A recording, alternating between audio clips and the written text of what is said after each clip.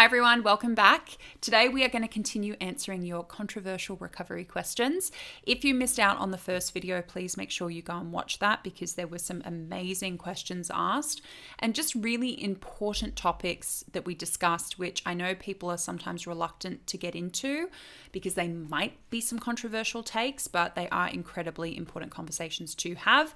So we're going to continue those in this video. First question.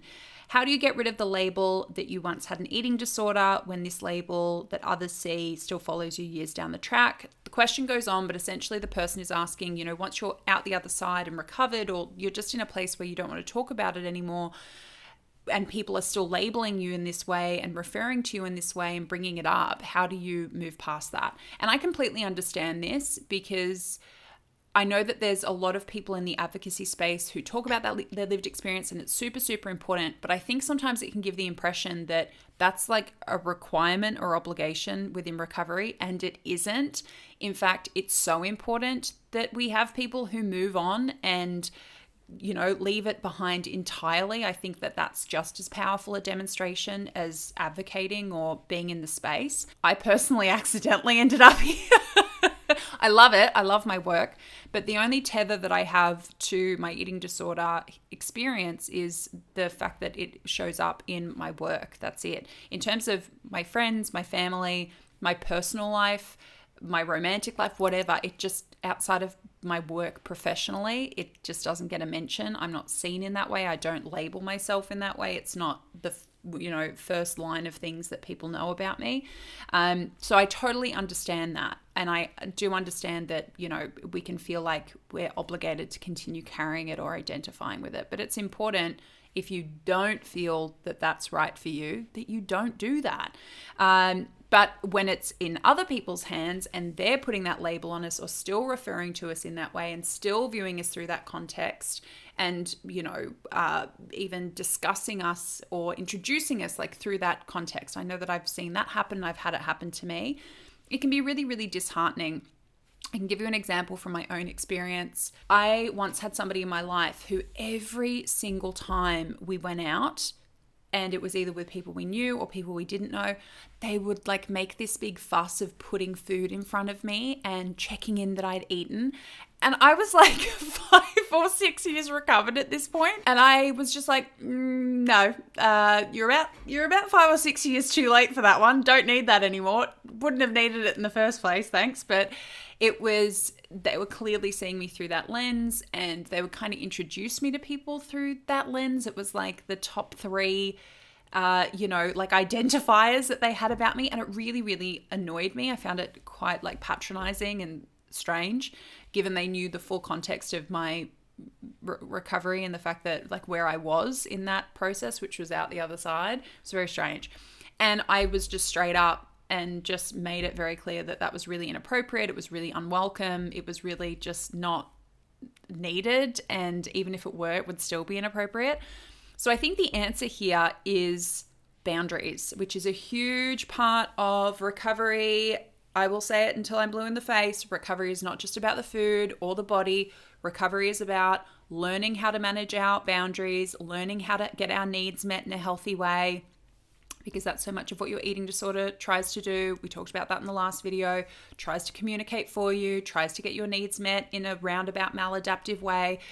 If there are people in your life who are still treating you in a way that doesn't match where you are, it is your right to call them out on it and to help them bridge that gap. Because it could be totally innocuous. It could be even that they have anxiety about you being well and remaining well. I know that for some people in my life, I could see that transition over time, and I just had to give them time to really ease into and relax into what I'd relaxed into, which is that I'm good now, but I had to give them that grace and give them that opportunity to really see that and adjust to that and really let that anxiety go.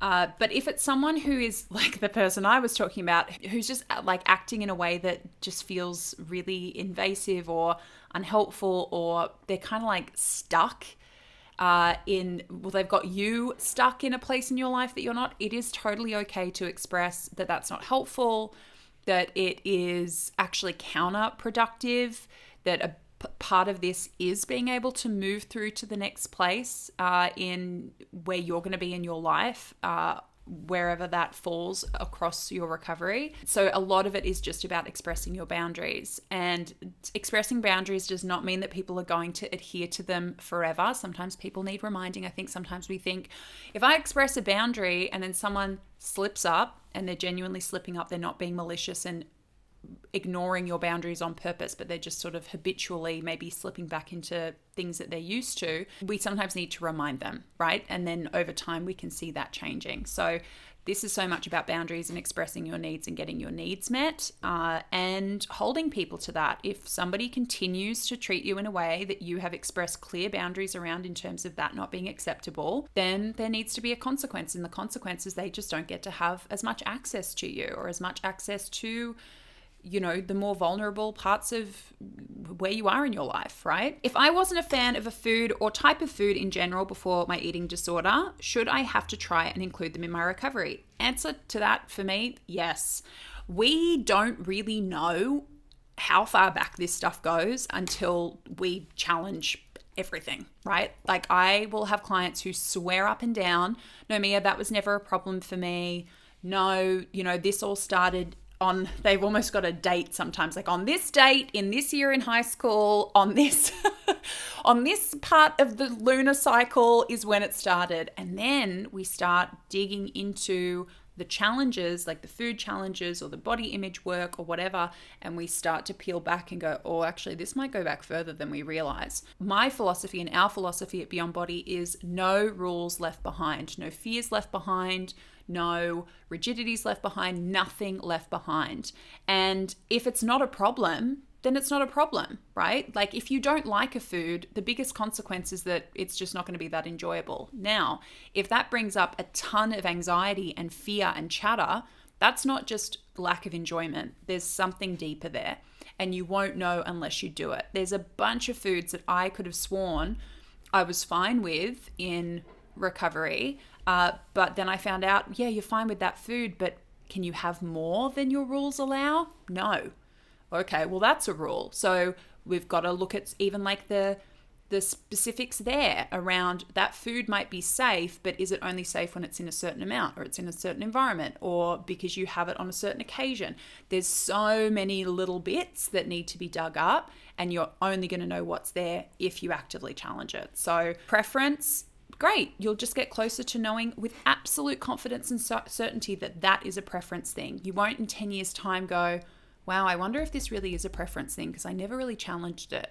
I want people going out beyond our work together, because that is the goal. We are meant to get people to the point where, they feel that they can spread their wings. I want people having absolute certainty with everything that they've worked on. Whether that's, they really enjoy hiking and they don't go hiking with their family or their friends and go, I wonder if this is disordered because I never challenged this with Mia. Well, if you're working with me, you're going to challenge it because we're just not leaving anything behind, right? We're going to really figure out what's there and then get it as close to where you want to get it to as possible. The scale. How do you get over the damn scale? Easy answer, not simple in execution. You got to get rid of it. You've got to get rid of it.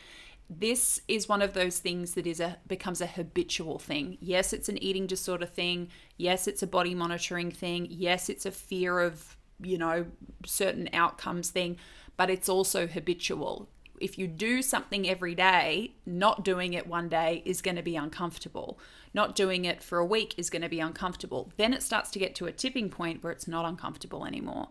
And that can vary for different people in terms of where that tipping point is. We've got to take the thing away from the eating disorder it wants and give it the things it doesn't want. As much as recovery can feel mysterious and abstract, when we boil it down to these finer points, it really isn't. If there is discomfort, you have to lean into it, right? If your eating disorder wants something, you can't give it to it.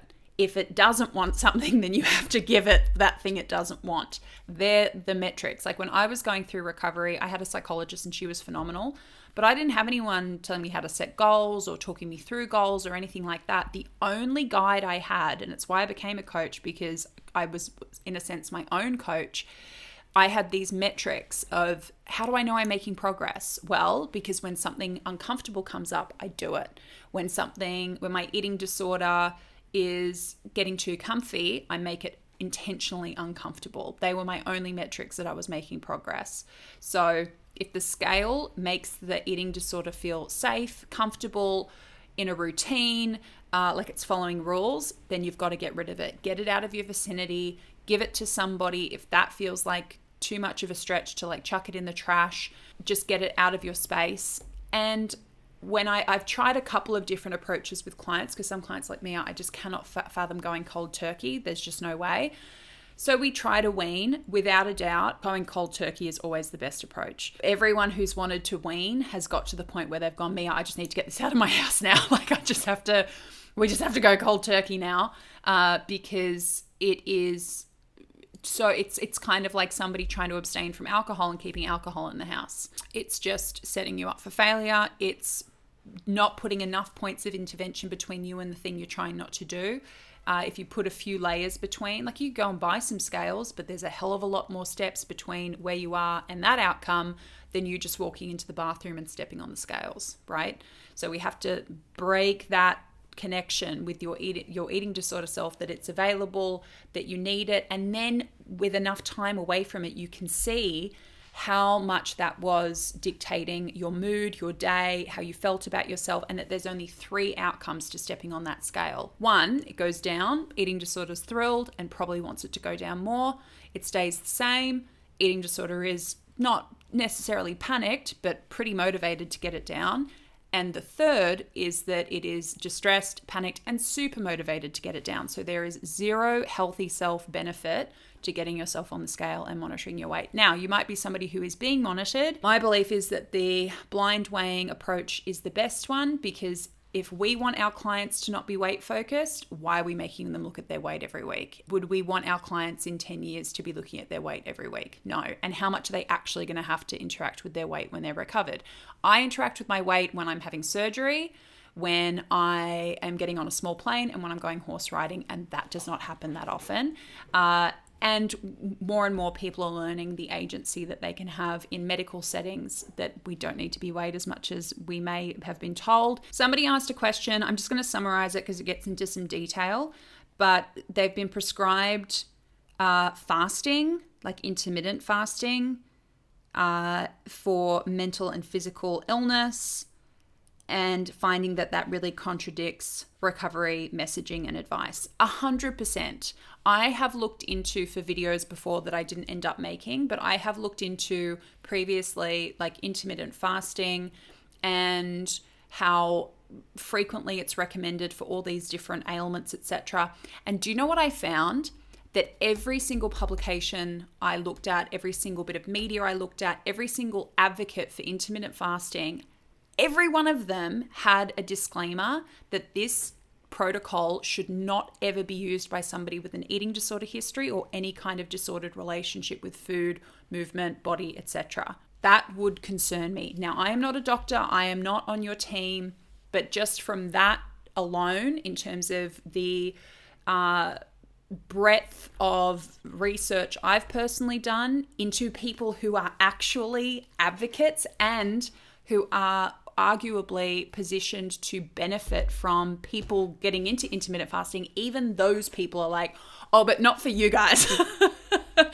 Do not recommend, right? Like, these are people who sell books about it, courses about it, who, work with people directly and, do workshops and sell a bunch of product around this approach to eating or not eating, depending on how you look at it.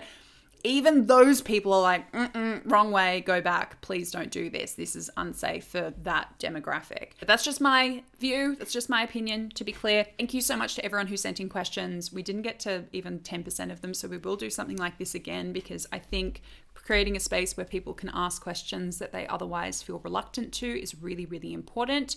But I hope that these ones were helpful. I tried to pick ones which would be relevant or which I thought people would get the most out of. But yeah, thank you so much for sharing your questions with me. Come and join us for the Body Neutrality Workshop in October. That link is below. It's going to be an amazing week. Get a beautiful workbook time with me, answers to all your questions, support throughout the week, a really beautiful group environment, private Facebook group, exclusive place to work on these practical skills, actual skills that you can implement to change your relationship with your body, and particularly to make it a more tolerable, less distressing element of your recovery. Because as we know, it can be such a major roadblock for people and something they crash into and then feeling like they're getting catapulted back in their recovery because they just can't manage those big, scary body image feelings. So links to that below. Hope to see you then. We will be back with a podcast episode next week with Holly, and back with a video probably the week after that. Much love. Take care. Talk to you all soon.